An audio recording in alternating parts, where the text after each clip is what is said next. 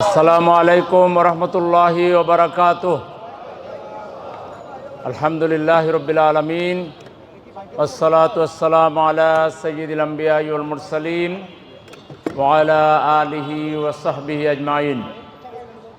বাংলাদেশের গণমানুষের প্রাণপ্রিয় কাফেলা শহীদ ঈদগাহ বাংলাদেশ জামাত ইসলামী ঢাকা মহানগরী উত্তরের শেরে বাংলা নগর উত্তর তথা আমাদের একটি প্রশাসনিক ওয়ার্ড কর্তৃক আয়োজিত আজকের এই সহযোগী সম্মেলনের সংগ্রামী সভাপতি, সংগ্রামী জননেতা জনাব আব্দুল্লাহ ওয়াল আজম, মঞ্চ উপবিষ্ট বাংলাদেশ জামাত ইসলামীর কেন্দ্রীয় নির্বাহী পরিষদের অন্যতম সদস্য, এই অঞ্চলে দীর্ঘদিন থেকেই মানুষের কল্যাণে যিনি নিবেদিত বাংলাদেশ জামাত ইসলামী, যাকে নিয়ে আগামী দিনে এই ঢাকা 13 আসনে জনগণের নেতা হিসাবে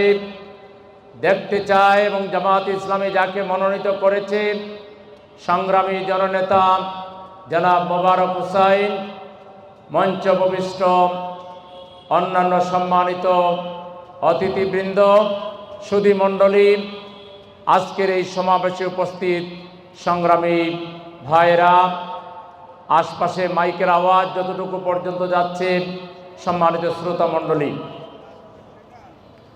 আজকে 2024 সালের জুলাই এবং আগস্টের আন্দোলনের মধ্য দিয়ে বাংলাদেশে একটি কাঙ্ক্ষিত পরিবর্তনের সূচনা হয়েছে। দেশবাসী আনন্দিত যে একটি জগদ্দল পাথর, বিশ্বের ইতিহাসের সবচাইতে নিকৃষ্ট স্বৈরাচার, যাকে কেউ কেউ লেডি ফেরাউনের সাথে তুলনা করেছেন, যাকে কেউ কেউ ইতিহাসের নিকৃষ্ট স্বৈরাচার হিসাবে আখ্যায়িত করেছেন, সেই ফ্যাসিবাদের প্রবক্তা, ফ্যাসিবাদের একটা বাস্তব নমুনা শেখ হাসিনা সরকারের পতনের মধ্য দিয়ে বাংলাদেশের মানুষ আশায় বুক বাঁধছে যে দেশে একটা কাঙ্ক্ষিত পরিবর্তন হবে। কিন্তু আমরা দেখতে পাচ্ছি বিগত 53 বছর বাংলাদেশের রাজনীতি যে ধারায় চলেছে, সন্ত্রাসের রাজনীতি, টেন্ডারবাজির রাজনীতি, চাঁদাবাজির রাজনীতি এবং দুর্নীতির যে রাজনীতি, ভাঙ্গা গড়ার যে রাজনীতি, অপকৌশলের যে রাজনীতি, সেই রাজনীতিকে জিইয়ে রাখার জন্য একটি গোষ্ঠী তৎপর। আমরা শুনতে পাই, বুঝতে পারি, জামায়াতে ইসলামীর মতো একটি আদর্শিক আন্দোলনের অগ্রগতিতে অনেকে বড় বেজার, বড় নাখোশ। বাংলাদেশের রাজনীতিকে মনোপলি কায়দায় আমি আর মামু, আমরা শুধু খামু, আর তোমরা বাকিরা সবাই দেখে থাকো। এই যে মনোপলি রাজনীতির প্রবক্তারা, আজকে দেশের আপামর জনতা যখন জামায়াতে ইসলামীর নেতৃত্বে একটি নতুন বাংলাদেশের স্বপ্ন দেখছে, তখন তলে তলে নানা ষড়যন্ত্র চলছে। আমাদের যে ছাত্র সমাজের রক্তের উপর দিয়ে নতুন বাংলাদেশ আমরা পেয়েছি, কখনো কখনো ছাত্র সমাজকে তুচ্ছ তাচ্ছিল্য করা হচ্ছে, কখনো কখনো ছাত্রদেরকে তলে তলে অফার দিয়ে, লোভ দেখিয়ে তাদেরকে তাদের আদর্শের জায়গা থেকে বিচ্যুত করার চেষ্টা করা হচ্ছে। একটা বিশেষ শ্রেণীকে ক্ষমতায় আনবার জন্য আধিপত্যবাদী শক্তি, তাদের এক্সটেনশন, তাদের দোসর আর নব্য ফাঁসিবাদের পদধ্বনি যাদের মাধ্যমে শোনা যাচ্ছে, যোগ সাজস করে বাংলাদেশের ছাত্র জনতার যে বিপ্লব, এই বিপ্লবকে হাইজ্যাক করার চেষ্টা করা হচ্ছে। এদেশের ছাত্র সমাজ এত বোকা নয়। এদেশের ছাত্র সমাজকে কেনা বেচার মাধ্যমে তাদেরকে দমন করা যাবে এটা মনে করার কোনো কারণ নাই। ছাত্ররা যদি এই ষড়যন্ত্রের শিকার হয়, তাদেরকে যেমন কঠিন বাস্তবতার মুখোমুখি হতে হবে, তেমনি বাংলাদেশের সম্ভাবনা প্রশ্নবিদ্ধ হবে। বাংলাদেশ আবার নতুন করে হুচট খাবে। ছাত্র সমাজ যদি তাদের মর্যাদা রক্ষা করতে চায়, তারা কারো তল্পিবাহক হবে না, কারো চাপে পড়ে নতি স্বীকার করে কোন যোগ সাজসের রাজনীতি তারা অবশ্যই করবেন না। ছাত্র সমাজের কাছে দেশের জনগণের চাওয়া পাওয়া, তারা যেভাবে সকল ভ্রুকুটিকে, সমস্ত লাশের স্তূপকে উপেক্ষা করে সাহসিকতার সাথে জীবন বাজি রেখে বিপ্লবকে যেভাবে তারা সফল করেছে, সেই বিপ্লবকে স্থায়ী করার জন্য তারা এদেশের জনগণের চাওয়া পাওয়াকে সবচেয়ে বেশি মূল্য দিবেন। তথাকথিত হুইসপারিংয়ের রাজনীতি, দুইটা বয় বাংলাদেশের রাজনীতিবিদদের মধ্যে ঢুকিয়ে দেওয়া হয়েছে এবং এটা দিয়ে জনগণকে কাবু করার চেষ্টা করা হয়। একটা হলো অমুক দেশের সাপোর্ট ছাড়া ক্ষমতায় যাওয়া যায় না, ক্ষমতায় টিকেও থাকা যায় না। তাহলে অমুক দেশের সাপোর্ট যদি ক্ষমতায় টিকে থাকার কারণ হয়, তাহলে আওয়ামী লীগ এখন কোথায়? তাদের চেয়ে বেশি পাঁচাটা গোলাম পৃথিবীতে আর কেউ আছে? তো তাদেরকে কেন রক্ষা করতে পারলো না? এইটা একটা ভয়, জোজোর ভয়, যে একটা বিরাট প্রতিবেশী দেশ পাশে, আর তারা যা বলবে তাই হবে। তাই যদি হতো, তাহলে বাংলাদেশে কিয়ামত পর্যন্ত আওয়ামী লীগ ক্ষমতায় থাকত। সুতরাং এগুলো একটা জাস্ট জোজোর ভয় দেখানো হয়। আরেকটা ভয় হলো জামাত শিবির ভয়। ভাই, জামাত শিবির চলে আসবে, তো জামাত শিবির আসলে কি হবে? জামাত শিবির আসলে এক নম্বরে দুর্নীতি বন্ধ করবে, স্বজনপ্রীতি বন্ধ করবে, চুরি বন্ধ করবে, ডাকাতি বন্ধ করবে, ছিনতাই বন্ধ করবে, কলকারখানা গড়ে তুলবে, কর্মসংস্থানের ব্যবস্থা করবে, বেকারত্বের অবসান হবে, নারীরা মর্যাদা পাবে, শিশুরা অধিকার পাবে। এটা কি কারো কোনো অসুবিধা? বিগত 53 বছরে আমরা যে রাজনীতি করেছি, এদেশে শোষণ মুক্ত, মানুষের জীবনের জন্য সবচেয়ে বড় অভিশাপ বিষ পোড়া, সুদের বিরুদ্ধে, শোষণের বিরুদ্ধে ইসলামিক অর্থনৈতিক কনসেপ্ট দিয়ে আমরা এদেশে সুদমুক্ত অর্থনীতি, সুদমুক্তভাবে ব্যাংকিং পদ্ধতি, সুদমুক্তভাবে ব্যবসা বাণিজ্য করা যায়, তার একটা বড় দৃষ্টান্ত হলো এদেশে ইসলামী পদ্ধতির ব্যাংক, ইসলামী অর্থনৈতিক কার্যক্রমের মাধ্যমে বাংলাদেশে জামাত ইসলামী যে ভূমিকা পালন করেছে, ক্ষমতায় গিয়েও কি কেউ এটা পেরেছেন? ব্যাংক করলে নিজের পকেটস্থ ব্যাংক করেছেন, নিজের দলের জন্য করেছেন, নিজের গোষ্ঠীর জন্য করেছেন। কিন্তু জামাত ইসলামী সুদের বিরুদ্ধে ইসলাম দিয়ে অর্থনীতি চালানো যায়, শেয়ার মার্কেট চালানো যায়, ব্যাংক চালানো যায়, এটা বাংলাদেশে প্রমাণ করেছে যে দল, সেটা হচ্ছে জামাত ইসলামী। জামাত ইসলামী এই কাজ করিয়ে ভুল করলো, খারাপ করলো না ভালো করলো? এইসব ব্যাংক থেকে লোন বেশি কে নিয়েছে, জামাত ইসলামী না আওয়ামী লীগ না বিএনপি? আওয়ামী লীগ, বিএনপি, তবলিগ, হেফাজতে ইসলাম, নেজামে ইসলাম, সাধারণ মানুষ 98% ইসলামী ব্যাংকের সাথে লেনদেন করেছে দেশের আপামর জনতা। জামাত ইসলামের 2% লোক ওই ব্যাংক থেকে লোন নেয় নাই। আমরা যা করি জনগণের জন্য করি, মানুষের জন্য করি। হুদাল লিন্নাস, ইসলাম হলো সমগ্র মানবতার জন্য।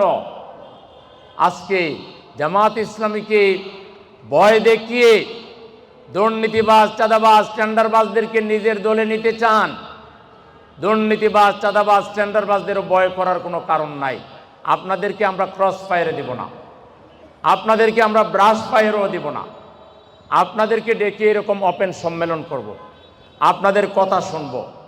আপনাদেরকে চাঁদাবাজ বানাইছে এদেশের লম্পট রাজনৈতিক দলেরা, আপনাদেরকে টেন্ডারবাজ বানাচ্ছে এদেশের বিপদগামী রাজনীতিবিদরা।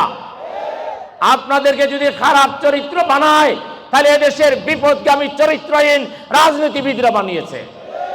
তাদের হাত থেকে যখন, খপ্পর থেকে যখন আপনারা বেরিয়ে আসবেন, আপনাদেরকে আমরা আপনাদের সাথে পরামর্শ করে টেন্ডারবাজি করে যা পাইতেন বৈধ ব্যবসা করে তার 5 গুণ বেশি পাবেন। চাঁদাবাজি করে যা খাইতেন অবৈধভাবে, আপনাদের জন্য ব্যবসা বাণিজ্যের ব্যবস্থা করে দিব, তার চেয়ে অনেক বেশি সম্মানে আপনি থাকবেন। আমরা সব চাঁদাবাজ, টেন্ডারবাজ, দুর্নীতিবাজদের সম্মেলন ডাকবো, ডেকে তাদের সাথে পরামর্শ করব, একবেলা বিরিয়ানি খাওয়াবো। এরপরে এই সমস্ত তাদের এই পদে যাওয়ার জন্য দায়ী করব ওই সব রাজনৈতিক দলগুলোকে, এবং তাদের কাছ থেকে আমরা ঘোষণা নিব তারা ওই রাজনৈতিক দলগুলোর সাথে আর থাকবে না। যদি না থাকে তাদের যা লাগে আমরা তাদেরকে কর্জে হাসানা দিব, জাকাত থেকে ফান্ড দিব, রাষ্ট্রের নন রিফান্ডেবল যে ফান্ড থাকে সেখান থেকে দিব, তাদেরকে আমরা ব্যাংক থেকে সহজ কিস্তিতে লোন দিব, দিয়ে তারা মার্সিডিজ গাড়ি চালাবে, সুন্দর সুন্দর বাড়ি বানাবে, ভালো ভালো বিয়ে করবে, বিদেশ যাবে, উমরা করতে যাবে, লন্ডন যাবে। যেসব ছেলেরা বিয়ে করে নাই চাঁদাবাজ, এদেরকে ভালো বিয়ের, রাজকীয় বিয়ের আয়োজন করে দেবে, এবং তারা এত স্মার্টলি থাকবে আর তারা আল্লাহর শুকরিয়া আদায় করে উমরায় গিয়ে শুকরিয়া আদায় করবে, মসজিদে নামাজ পড়বে। চোর, ডাকাত, বাটপার, লম্পট বাংলাদেশে একটাও থাকবে না। এদেরকে আমরা মেরে ফেলবো না তো, এদেরকে আমরা কর্মী বানাবো, এদের হাতে আমরা ইসলামের তরবারি তুলে দেব। এরা সমস্ত জেহালেতের বিরুদ্ধে, অপসংস্কৃতির বিরুদ্ধে, সমস্ত কুফরির বিরুদ্ধে তারা লড়াই করবে ইনশাআল্লাহ। সুতরাং আমাদের কথা বইলা বয় দেখাইয়া আপনারা এই সব খারাপ কাজগুলো সমাজে চালু রাখবেন। আর জামাত শিবির এসে যাবে, জামাত শিবির, মানুষ জামাত শিবিরকে ভালো করে চিনে ফেলছে। আগামী দিনে এইসব জারি জুরি, এই তো এইসব পুরাতন বাংলা রেকর্ড, হাসিনার যে বয়ান, যে ন্যারেটিভ, এই বাংলাদেশে এটা জনগণ আর বিশ্বাস করে না। হাসিনার ভাষায় যারা কথা বলবেন তারা হাসিনার দোসর, হাসিনার ভাষায় যারা কথা বলবেন তারা হাসিনার তাবেদার। তারা বাংলাদেশে থেকেও আপনারা সেই হাসিনাকেই আপনারা লালন করেন, এটাই প্রমাণ হবে। জামাত ইসলামের সাথে রাজনীতি করেন নাই বাংলাদেশে কোন দল? মিটিং করেন নাই কোন দল? জামাতের দোয়া, জামাতের মানে হাদিয়া নেন নাই কোন দল? নাম বলেন। লজ্জা লাগে না? আয়নায় নিজের চেহারা দেখবেন। আমাদের জড়িতে মাল কিন্তু কম নাই, আমরা কিন্তু বোমা পাঠাইয়া দেব। সব জারি জুরি পাশ করে দিলে তলের বিড়াল কিন্তু সব বের হয়ে যাবে।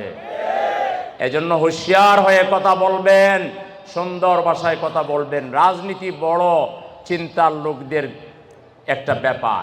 রাজনীতি হলো নীতির রাজা।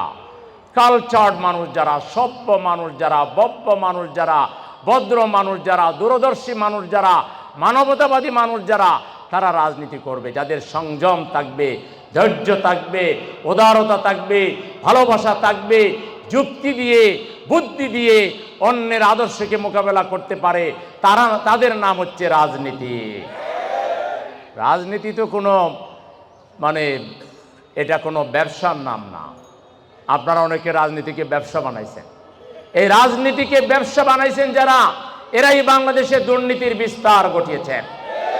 রাজনীতি করতে হলে বাপের পকেটের টাকা ব্যয় করে রাজনীতি করতে হবে। চাঁদাবাজ, দুর্নীতিবাজ, দান্দাবাজ, ফটকাবাজ বাংলাদেশের মানুষ দু চোখে তাদেরকে ঘৃণা করে। এদেরকে যারা লালন করে তাদেরকে আমরা চিনি, তারা ওই তথাকথিত রাজনীতিবিদ, রাজনীতিকে যারা ব্যবসা হিসেবে গ্রহণ করেছে। সংগ্রামী ভাইরা আমার, জামাত ইসলামীর ভাইদের প্রতি আমার বক্তব্য হচ্ছে, জামাত ইসলামী হঠাৎ করে উড়ে এসে জুড়ে বসা কোনো দলের নাম নয়। জামাত ইসলামী দেশের মাটি এবং মানুষের দল। এদেশের মানুষের সবচেয়ে প্রাণপ্রিয় কাফেলার নাম হচ্ছে বাংলাদেশ জামাত ইসলামী। জামাত ইসলামের ভাইদেরকে জনগণকে আস্থায় আনতে হবে, আপনাদেরকে জনগণের আস্থাভাজন হতে হবে। জামাত ইসলামীর এখন কাজ কি? আমাকে যদি প্রশ্ন করেন জামাত ইসলামীর 1 নম্বর কাজ কি, আমি বলবো জনগণের সাথে সংযোগ স্থাপন করা। জামাত ইসলামের 1 নম্বর কাজ কি?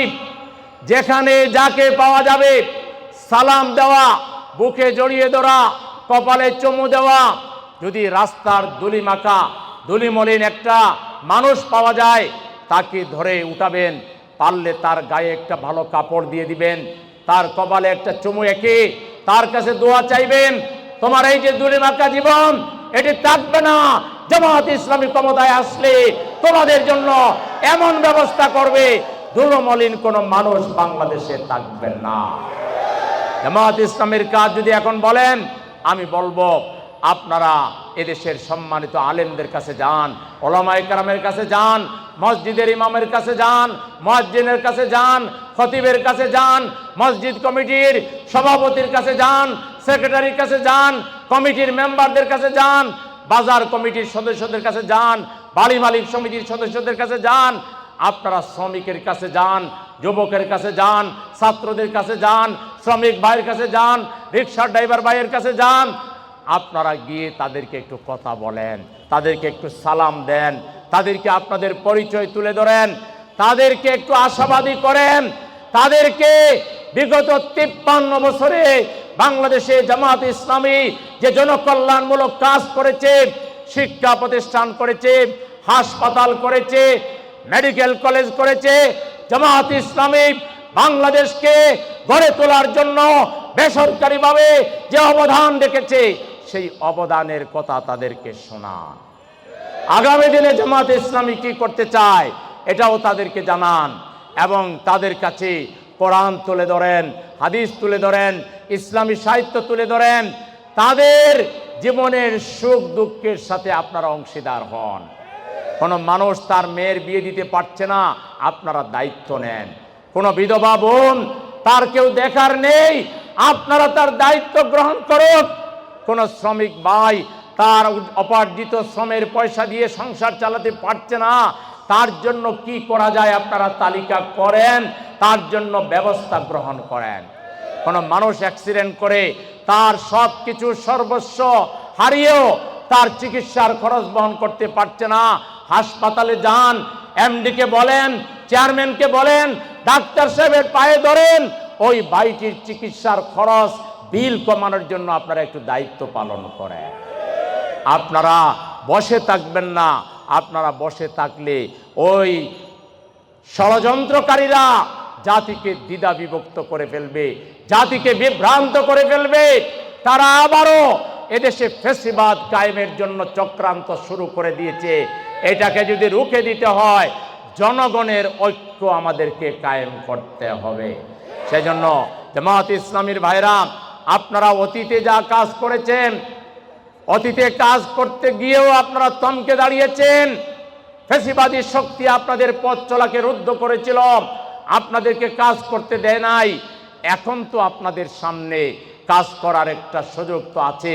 সেই সুযোগকে কাজে লাগিয়ে বেশি বেশি করে মানুষের সাথে মিশে গিয়ে তাদের কাছে জামাত ইসলামীর দাওয়াত তুলে ধরার জন্য, তাদেরকে সহযোগী বানাবার জন্য যে ভূমিকা পালন করা দরকার, সাহসিকতার সাথে, ইমানদারিতার সাথে, আন্তরিকতার সাথে, একাগ্রতার সাথে জনগণের কাছে পৌঁছে তাদের কাছে জামাতের বক্তব্য তুলে ধরার জন্য যে হিম্মত দরকার, যে জ্ঞান দরকার, যে চারিত্রিক দৃঢ়তা দরকার, যে চারিত্রিক মাধুর্যতা দরকার, যে হাসি মুখে মানুষের সাথে মেশা দরকার, এর জন্য যে শ্রম দরকার, এর জন্য যে ত্যাগ দরকার, এর জন্য যে কষ্ট করা দরকার, ঘাম জড়ানো দরকার, এটা করতে কি আপনারা রাজি আছেন? কে কে রাজি আছেন? দেখি কে কে রাজি আছেন। আপনারা জনগণের কাছে যাবেন এবং জনগণকে এদেশে আল্লাহর আইনের, আল্লাহর যে বিধান রয়েছে সেই বিধানের ভিত্তিতে এদেশের শিক্ষা ব্যবস্থা চলবে, স্বাস্থ্য ব্যবস্থা চলবে, সংস্কৃতি চলবে, রাজনীতি চলবে, পার্লামেন্ট চলবে, বিচার বিভাগ চলবে। আজকে যদি আল্লাহর আইনে বিচার বিভাগ চলতো, এটিএম আজহারুল ইসলাম কি এখনো জেলে থাকতো? মানবিক কজে ওই দিনই যেদিন দেশ স্বাধীন হলো, ওই দিন অথবা তার পরের দিন বিশেষ অর্ডারে এটিএম আজহারুল ইসলাম বাংলাদেশের রাজনীতির এক নক্ষত্রের নাম। এই রাজধানীকে গড়ে তোলার জন্য, বাংলাদেশের মানুষের মুক্তির জন্য তার যে সংগ্রাম, তার যে অবদান, এটা কি আমরা বলতে পারবো? আজকে শুধু জামাত ইসলামী করেন এই অপরাধে তিনি এখনো রিলিজ পেলেন না। আমরা আজকের এই সমাবেশ থেকে দাবি জানাচ্ছি, আগামী এক সপ্তাহের ভিতরে এটিএম আজহারুল ইসলামের মুক্তি না দিলে মুক্তি আদায় করার জন্য কি করা লাগে সেটাই আমরা শুরু করব। প্রয়োজনে রাজপথ অবরুদ্ধ করে আমরা প্রয়োজনে ঘেরাও দিব, যেখানে যেখানে ঘেরাও দেওয়া লাগে আমরা আমাদের নেতাকে মুক্ত করে আনবো ইনশাআল্লাহ। আজকে বড় অবাক লাগে, পতিত স্বৈরাচার বুঝতে পেরেছে রাজনীতির অঙ্গনে জামাত ইসলামীর ভূমিকা কি। সেজন্য আন্দোলন করলো ছাত্ররা, আন্দোলন করলো এদেশের আবাল বৃদ্ধ বনিতা। হ্যাঁ, আমরাও সেই আন্দোলনের অন্যতম স্টেক হোল্ডার। কিন্তু নিষিদ্ধ করলো শুধু জামাত ইসলামীকে, ছাত্র শিবিরকে জামাতে ইসলামীকে রাজাকার বলার এক সপ্তাহের মধ্যে আন্দোলনের পারদ আকাশচুম্বী হয়েছিল। আর জামাত ইসলামীকে নিষিদ্ধ করার 72 ঘন্টার মধ্যে 14 গোষ্ঠী সুদ্ধা বাংলাদেশ ছাড়তে বাধ্য হয়েছিল হাসিনা। জামাত ইসলামীর সাথে আল্লাহর রহমত আছে। যারা ষড়যন্ত্র করেন আল্লাহরে একটু ডরায়েন। আমরা কোনো দল বা কোনো নেতার আদর্শ প্রতিষ্ঠার জন্য কাজ করি না। আমরা ওই আল্লাহর কথা অনুযায়ী ওয়ালতাকুম মিনকুম উম্মাতুন ইয়াদউনা ইলাল খায়র ইয়া'মুরুনা বিল মা'রুফ ওয়া ইয়ানহাউনা আনিল মুনকার উলাইকা হুমুল মুফলিহুন। আমরা সেই আল্লাহর আদেশ পালন করি। আমাদের সাথে ষড়যন্ত্র, আমরা যদি আল্লাহর জন্য কাজ করে থাকি, আমাদের বিরুদ্ধে ষড়যন্ত্র করলে আপনাদের বিরুদ্ধে আল্লাহ ষড়যন্ত্র করবেন। আমাকারু আমাকারাল্লাহ আল্লাহু খায়রুল মাকিরিন। যদি মুসলমান হয়েও আল্লাহকে না ডরান, যদি মুসলমান হয়েও আল্লাহর আইনকে সম্মান না করে মানুষের তৈরি করা আইনের জন্য কাজ করেন, মুসলমান জেনে রাখেন আল্লাহ পরিষ্কার বলেছেন, আমাই ইয়াবতাগি গায়রাল ইসলামি দীনান ফালাই ইউকবালা মিনহু ওয়া হুয়া ফিল আখিরাতি মিনাল খাসিরিন। আপনি বলবেন মুসলমান, আপনি বলবেন লা ইলাহা ইল্লাল্লাহ, আর ইশতেহার তৈরি করবেন, সেকুলার ইশতেহার, ধর্মনিরপেক্ষ মতবাদের ইশতেহার তৈরি করবেন। একবারও বলবেন না আপনারা ক্ষমতায় গেলে ইসলামী শিক্ষা ব্যবস্থা চালু করবেন, ইসলামী অর্থনীতি চালু করবেন, আপনারা ক্ষমতায় গেলে বিচার বিভাগে আল্লাহর আইনের প্রতিষ্ঠা হবে। এগুলো না বলে মুসলমানের দেশের মুসলমানদের ভোট আপনারা পাবেন। ভালো করে লেপ কাতা গায়ে দিয়ে ঘুমান।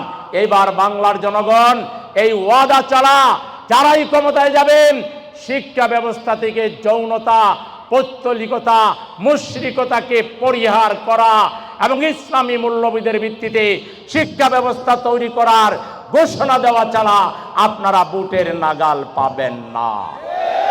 সুদমুক্ত অর্থনীতি প্রতিষ্ঠা করে জনগণের মাঝে ব্যাপক ভিত্তিক মানুষ যাতে তার মেয়ের বিয়ের সময়, বছরের শুরুতে ছাত্র ভর্তি করানোর সময়, কিংবা বড় কোনো অসুখ বিসুখ হলে, কিংবা দুর্ঘটনার শিকার হলে তার যখন একটু অর্থকড়ি লাগে, ঋণ লাগে, এই ঋণ বিনা সুদে জনগণকে দিতে হবে। এই ধরনের কাঙ্ক্ষিত ব্যবস্থা চালা, ওয়াদা চালা, গতানুগতিক আমরা এন করেঙ্গা তেন করেঙ্গা এইসব কথা বইলা জনগণের ভোট আর পাওয়া যাবে না। এজন্য আমরা জামাতে ইসলামী, আমরা এই দেশে আল্লাহ যে দিন আমাদের জন্য জীবন বিধান হিসেবে পাঠিয়েছেন, সেই দিনের ভিত্তিতে আমরা বিগত 53 বছর লোক তৈরি করেছি। আমাদের তৈরি করা লোকদের মধ্যে 2 জন 3টা মন্ত্রণালয়ের দায়িত্ব পালন করেছিলেন, সমাজ কল্যাণ মন্ত্রণালয়, কৃষি মন্ত্রণালয় এবং শিল্প মন্ত্রণালয়। আমাদের বহু বন্ধু আছেন এই দেশে যারা আমাদের পাঞ্জাবির ভিতরেও মাইক্রোস্কোপ লাগাইয়ে দেখেন কোনো দাগ দুগ আছে কিনা। কিন্তু আমাদের 2 মন্ত্রী 3টা মন্ত্রণালয়ের দায়িত্ব পালন করেছেন। কোনো বাপের বেটার সাধ্য হয় নাই এই কথা বলার যে তারা 2 টাকার দুর্নীতি করেছে। এটাই আমাদের আন্দোলনের সফলতা। সুতরাং এই 60টা মন্ত্রী যখন নিজামী সাহেবের মতো হবে, মুজাহিদ সাহেবের মতো হবে এবং সেই 60টা মন্ত্রী হওয়ার মতো লোক আমাদের সামনে রেডি আছে ইনশাআল্লাহ। আগামী দিনে জননেতা ডাক্তার শফিকুর রহমান সাহেবের নেতৃত্বে এই পার্লামেন্টে আমরা এদেশের আলেম ওলামা এবং সমস্ত রাজনৈতিক দল থেকে বাছাই করা লোক নিয়ে 300 এমপি বানাতে হবে, যার একজনও সেকুলার পন্থী হবে না। সেকুলার মুক্ত, নাস্তিক মুক্ত, আল্লাহওয়ালা মানুষদের 300 এমপির পার্লামেন্ট যদি হয়, আর পার্লামেন্টে যদি আল্লাহর আইনের পক্ষে আওয়াজ উঠে, তাহলে সেই আইন পাস হয়ে যাবে, ঠিক কিনা? আমরা সেই ধরনের একটা পার্লামেন্ট চাই। এজন্য দেশের জনগণ, আপনারা যখন ভোট দিবেন, আপনারা নামাজে আল্লাহর বিধান মানেন, রোজার ক্ষেত্রে আল্লাহর বিধান মানেন, হজের ক্ষেত্রে আল্লাহর বিধান মানেন, জাকাতের ক্ষেত্রে আল্লাহর বিধান মানেন, একইভাবে অর্থনীতিতেও আল্লাহর বিধান মানার সিদ্ধান্ত নিতে হবে। একইভাবে আপনাদেরকে সিদ্ধান্ত নিতে হবে, আপনাদের নেতা এমন লোকদেরকে বানাতে হবে যারা দায়িত্ব পেয়ে জনগণের উপরে জুলুম করবে না, জনগণের অধিকার হরণ করবে না।